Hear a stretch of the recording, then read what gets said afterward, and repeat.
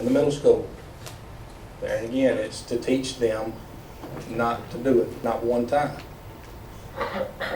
Education at home is where this is going to start.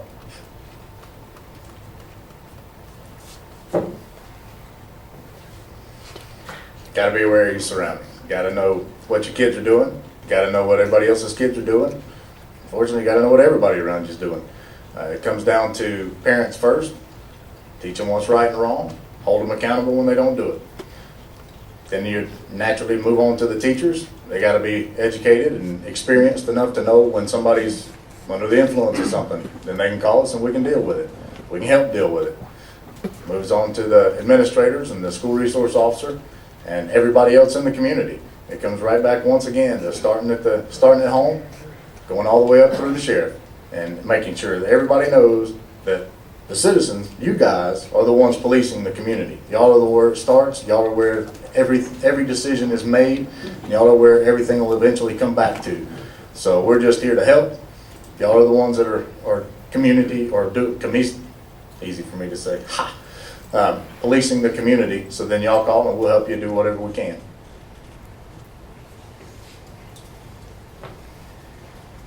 I would say starting off, talking to the students, going to the schools, talking to them, talking to the teachers, getting to know the teachers, having the teachers tell you what they think they expect, talking to the parents.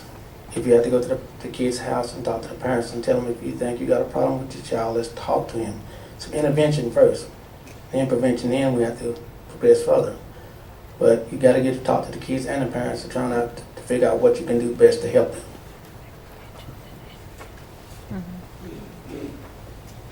That's right. Education is very important. We have a wonderful CHAMPS officer here in this county, David Patton. He does a wonderful job with these kids. I've actually seen him. We need to get in these schools and explain to these kids, you know, that's not the way we want you to go. It needs to be education. That's how we need to do it. But if it comes to it, we need to be able and ready to enforce the mischief on the school grounds.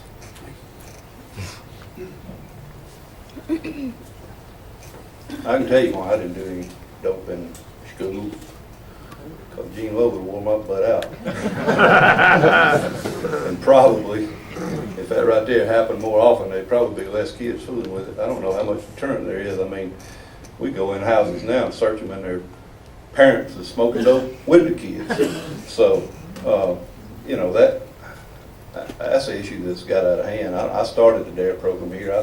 I felt like that if we could educate kids to say no, leave it alone, show them the pictures of the people that's been using it for a while, and they look like they're on death's door and they got sores all over their faces and all. I mean, to me, that would be a deterrent. If I was even thinking about doing some dope, I'd look at one of those pictures that they show around on this Faces of Meth, which they had it down at the fair.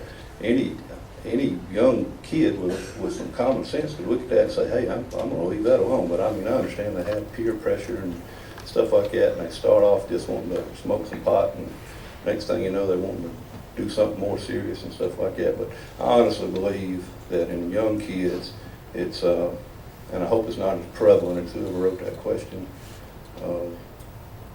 thinks that it is. I hope they're wrong. I hope all the kids aren't smoking dope, but if they are, then you know, maybe we need to run the drug dogs through the parking lot and get it. They got to get it here if they're going to use it. So, and but the bottom line is, I think education is probably the bottom line. It needs to start at home, and we need to do all we can as parents and as teachers and as leaders of the community to steer them in the right direction. Okay, Mr. Baird. Can you tell me your plans for putting resource officers in the middle school? Well, if you asked me that, I didn't really have a plan to put resource officers in the middle school. But I don't mind talking to the teachers, the administrators, and things like that to see if we need an officer in the middle school. If we do, then we'll address that issue. We'll certainly put them on there if it is determined based on their number of complaints or their number of incidents that we need one there. Unfortunately, you know, I don't work here in Madison County, so I don't deal with the middle school on a daily basis as far as their problems. But if it seems that we have enough problems there that we need one there, we'll put one there. We'll find some money in the budget or grants, we'll find it, and we'll put one there, and we'll address it if it's a problem.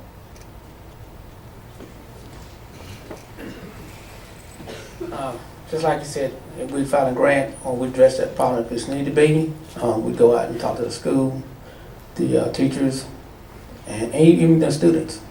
So if they thought they needed an officer in that school, we'd keep one there. Some way, somehow, we'd get a deputy in that school. We need to be hand in hand with the school board, with all the faculty. We need to know what we need, where we need it, and allocate those resources to those areas.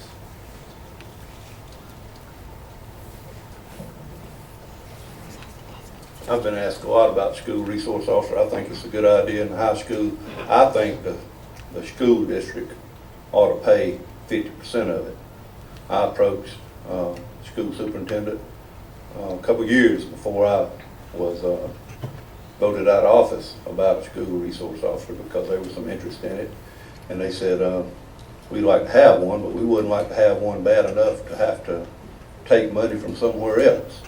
So I understand the current sheriff has just paying for it totally. Well, my thought on that is 80% of your money, your tax money, is going to the school. The sheriff's operating the road department. Everybody's operating on the other 20%, but they want us to pay 100% of a school resource officer. I got a little bit of heartburn with that, but if they would not do anything different, if they would not come to the table and try to help fund it, I would continue to find a way to fund it. I would not do away with the school resource officer. I've been asked that 100 times going door to door. I think that Mark Jerome's doing a good job. I see no way to employ another deputy and put at the middle school at this particular time. We need deputies on the road answering calls for service right now, in my opinion, more than we need a deputy at the middle school.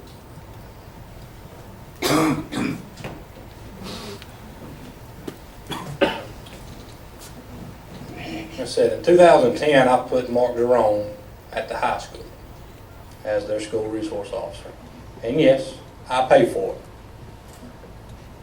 He is a deterrent over there for things going on, and he's actually a good role model for those kids. Any of y'all that know Mark, he can talk, he builds a good rapport with them, and then kids trust him. I've actually been talking with the middle school, Board of Ed, and the superintendent about a resource officer at the middle school. And they're in agreement with it, and they want to do it. We're just working out the details on it. There and again, most of the time these kids don't deal with the sheriff's office or law enforcement, period. When they do, it's their parents getting pulled over or there's something bad going on. So they get a negative light sometimes. You get somebody in those school systems, it will change these kids' minds. Some of them, you'll never change their mind. But it sheds a different light on law enforcement, period. And yes, we are working to try and get one at the middle school. Okay, Mr. White. For monies confiscated, properties confiscated in crimes, how is this used and accounted for to the public?